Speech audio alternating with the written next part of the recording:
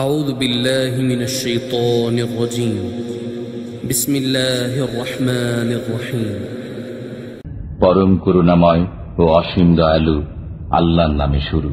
قل أوحي إلي أنه استمع نفر من الجن فقالوا إنا سمعنا قرآنا عجبا। বলুন, আমার প্রতি ওহী নাজিল করা হয়েছে যে জিনদের একটি দল কোরআন শ্রবণ করেছে, অতঃপর তারা বলেছে আমরা বিস্ময়কর কোরআন শ্রবণ করেছি। يهدي إلى الرشد فآمنا به ولن نشرك بربنا أحدا। সৎ পথ প্রদর্শন করে, ফলে আমরা তাতে বিশ্বাস স্থাপন করেছি, আমরা কখনো আমাদের পালনকর্তার সাথে কাউকে শরীক করব না। وأنه تعالى جد ربنا ما اتخذ صاحبة ولا ولدا।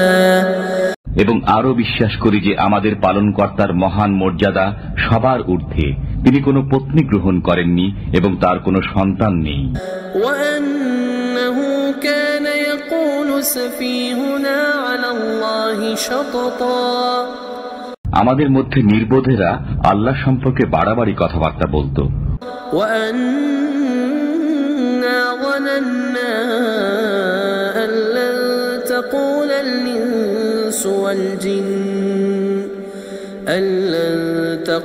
الإنس والجن على الله كذبا। অথচ আমরা মনে করতাম মানুষ ও জিন কখনো আল্লাহ সম্পর্কে মিথ্যা বলতে পারে না। وأنه كان رجال من الإنس يعوذون برجال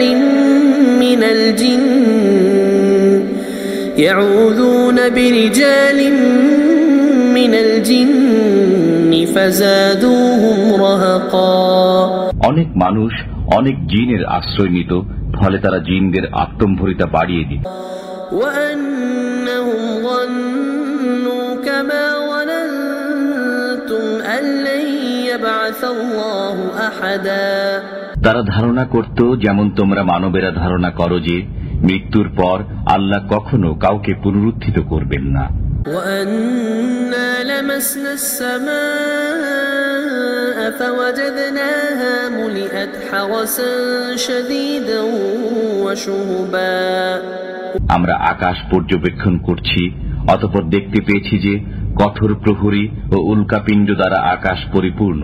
وأنا كنا نقعد منها مقاعد للسمع فمن يستمع الآن يجد له شهابا رصدا।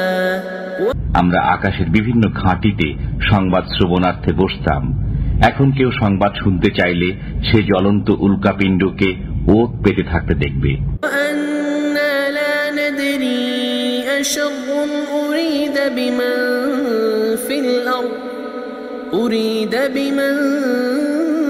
في الأرض أم أراد بهم ربهم رشدا।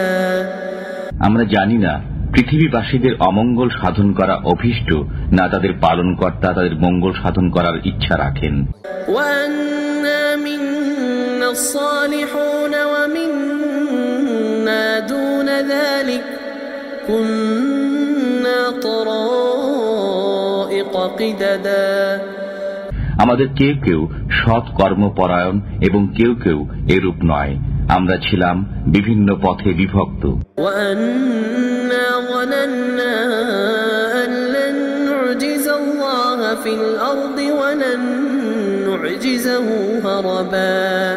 আমরা বুঝতে পেরেছি যে আমরা পৃথিবীতে আল্লাহকে পরাস্ত করতে পারব না এবং পলায়ন করেও তাকে অপারগ করতে পারব না। وأنا لما سمعنا الهدى آمنا به فمن يؤمن بربه فلا يخاف بخسا ولا رهقا। আমরা যখন সুপথের নির্দেশ শুনলাম তখন তাতে বিশ্বাস স্থাপন করলাম। অতএব যে তার পালনকর্তার প্রতি বিশ্বাস স্থাপন করে সে লোকসান ও জোর জবরের আশঙ্কা করে না। وأنا منا المسلمون ومنا القاسطون فمن أسلم فأولئك تحروا رشدا। আমাদের কিছু সংখ্যক আজ্ঞাবহ এবং কিছু সংখ্যক অন্যায়কারী, যারা আজ্ঞাবহ হয় তারা সৎ পথ বেছে নিয়েছে। وأما القاسطون فكانوا لجهنم حطبا। আর যারা অন্যায়কারী তারা তো জাহান্নামের ইন্ধন। وأن لو استقاموا على الطريقة لأسقيناهم ماء غدقا। আর এই প্রত্যাদেশ করা হয়েছে যে তারা যদি সত্য পথে কায়েম থাকত তবে আমি তাদেরকে প্রচুর পানি বর্ষণে সিক্ত করতাম। لنفتنهم فيه ومن يعرض عن ذكر ربه يسلكه عذابا صعدا। যাতে এ ব্যাপারে তাদেরকে পরীক্ষা করি। পক্ষান্তরে যে ব্যক্তি তার পালনকর্তার স্মরণ থেকে মুখ ফিরিয়ে নেয় তিনি তাকে উদীয়মান আযাবে পরিচালিত করবেন।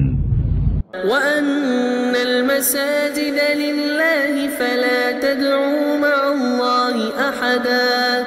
এবং এই ওহীও করা হয়েছে যে মসজিদ সমূহ আল্লাহকে স্মরণ করার জন্য, অতএব তোমরা আল্লাহর সাথে কাউকে ডেকো না। وأنه لما قام عبد الله يدعوه كادوا يكونون عليه لبدا। আর যখন আল্লাহর বান্দা তাকে ডাকার জন্য দণ্ডায়মান হল তখন অনেক জিন তার কাছে ভিড় জমালো। قل إنما أدعو ربي ولا أشرك به أحدا। বলুন, আমি তো আমার পালনকর্তাকেই ডাকি এবং তার সাথে কাউকে শরীক করি না। قل إني لا أملك لكم ضرا ولا رشدا। বলুন, আমি তোমাদের ক্ষতি সাধন করার ও সুপথে আনয়ন করার মালিক নই। قل إني لن يجيرني من الله أحد ولن أجد من دونه ملتحدا। বলুন, আল্লাহর কবল থেকে আমাকে কেউ রক্ষা করতে পারবে না এবং তিনি ব্যতীত আমি কোনো আশ্রয়স্থল পাব না। إلا بلاغا من الله ورسالاته ومن يعص الله ورسوله فإن له نار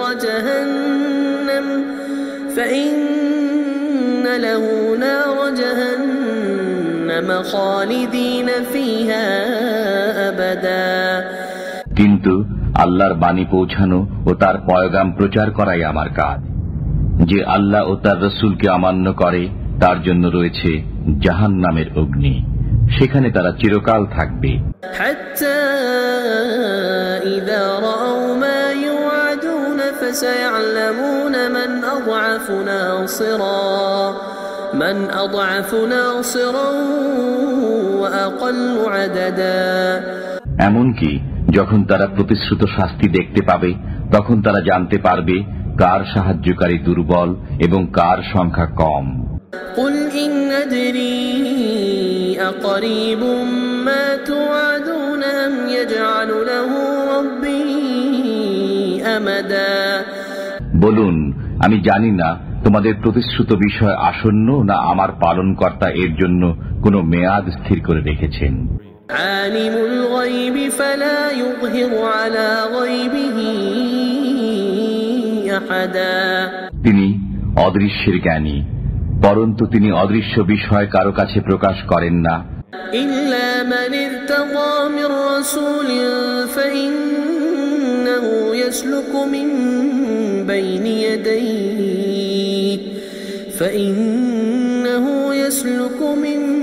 بين يديه ومن خلفه رصدا। তার মনোনীত রসুল ব্যতীত তখন তিনি তার অগ্রে ও পশ্চাতে প্রহরী নিযুক্ত করেন ليعلم أن قد أبلغوا رسالات ربهم وأحاط بما لديهم وأحصى كل شيء عددا যাতে আল্লাহ জেনে নেন যে রসুলগণ তাদের পালনকর্তার পয়গাম পৌঁছেছেন কিনা। রসুলগণের কাছে যা আছে তা তার জ্ঞানগোচর। তিনি সবকিছুর সংখ্যার হিসাব রাখেন।